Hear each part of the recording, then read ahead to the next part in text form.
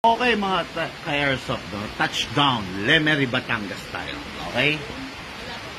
Maulan. Yan. Yan. Napaka-maulan. Okay? Grabe, oh. Ay, nasa gitna tayo ng walang... nasa gitna tayo ng tralala. Okay mga ka-airsoft, no? Si Sir Gilbert ang bida sa ating kwento ngayon. Okay, na? Nandito tayo sa lugar. Ano to, sir? Ano baboy? Dati. Oo, mga ganyan ang setup ng kulungan. Ngayon, kulungan nila aso. Hindi, gigipay ito na siya. Ay, ganon. Sa inyo lahat ng lupa na yan, sir? Ayos pala, ang laki. Pwede ka magpagulong-gulong dyan, sir. Magano ka? Okay. Grabe, lakas ng ulan. Okay, guys, no? Unit ng ating bossing. Yung unit ni sir, the 5.1 version of Costa Ludus, no? Wala nga lang siya nakalagay na markings, pero Costa Ludus to, no? Staccato. Grabe, ang ganda, oh. Ang ingay ng ulan, no?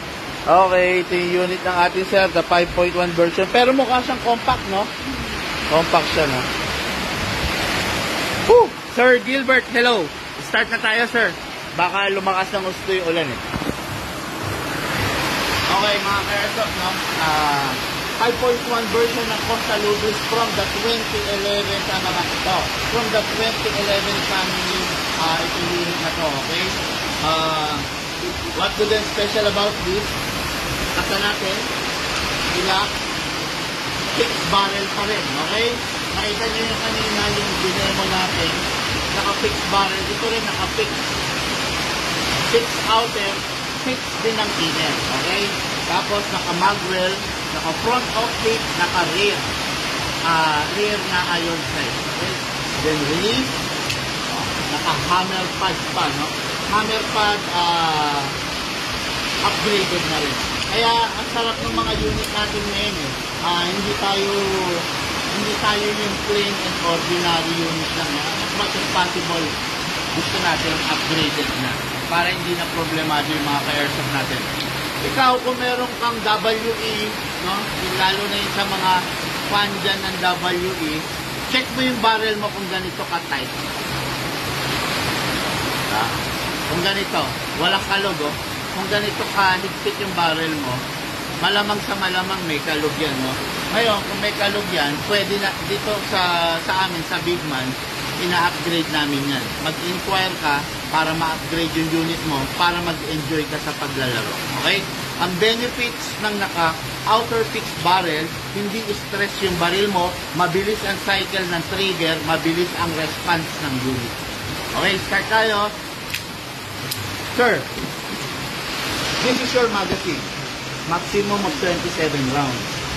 Pero ang recommended lang, sir, is between 20 to 23 para yung spring hindi masira.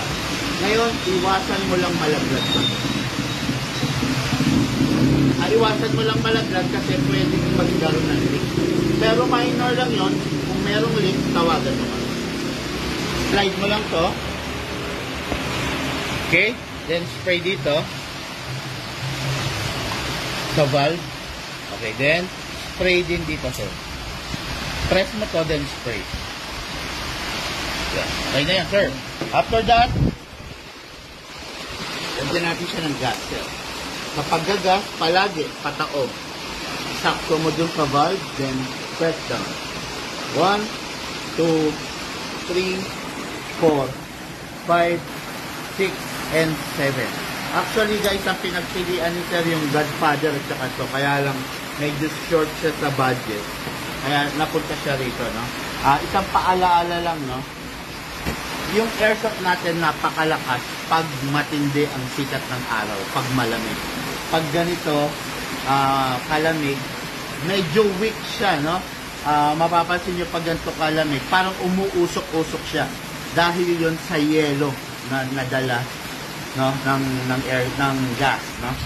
Okay, lagay tayong battery. Ay, battery. Bala. Baba mo lang to. Okay, baba mo. Iwasan mong mabitawan niya kasi pwede mabatok to. Baba mo, ilagay mo yung right thumb mo rito, sir, para kung sakali mabitawan mo, sasaluhin niya. Okay? Again, then dito isushoot yung bala, sir. Huwag dito. Dito. Huwag dito, ha? Pump. Meron nakakabara eh. Alisin natin muna. Alisin nyo yan, ha? Pagka ano mo, alisin mo agad, ha? Kasi ano yung nakakabara eh. Baka magbara pag nagde-demo tayo. Okay, pump mo. Ganun, sir, ha? Mapapansin mo, left, right, left, right, left, right. Okay?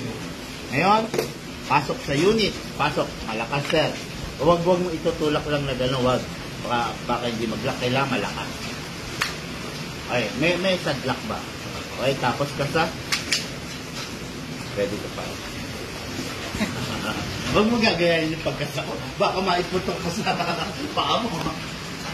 Ay. Oh. May target pala si sir doon, ha? Oh. Putasin mo kayo hero, sir. Kita mo?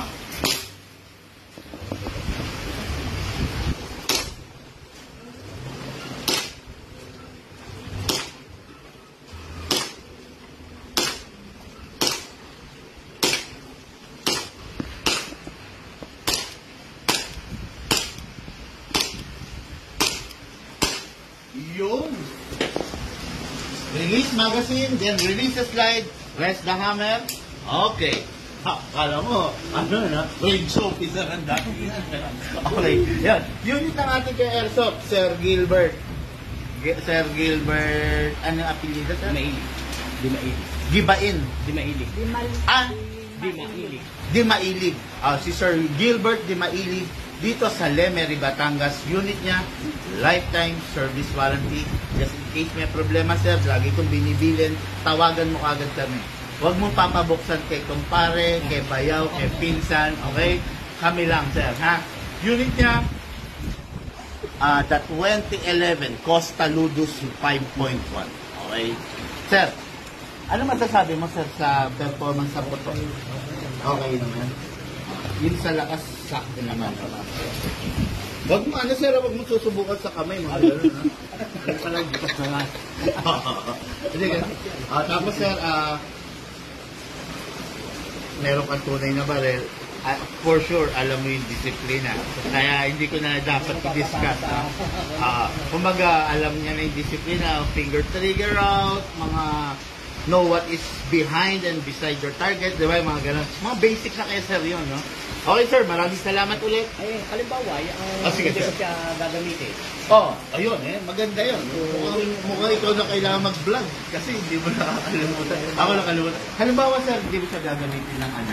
Let's say, mga 2 linggo, 3 linggo, mas maganda yung unit, itabi mo ng walang lamang gas, tsaka walang lamang bala. Pinapasingaw lang dito.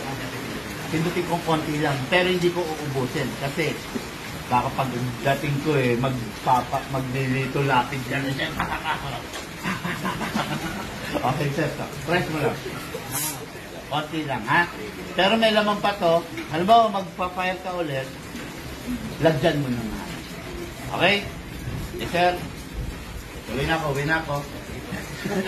Okay, guys. Maraming salamat dito sa Lemery, Batangas. After nito, meron pa kaming lipat. Okay? Thank you and have a blessed day to all.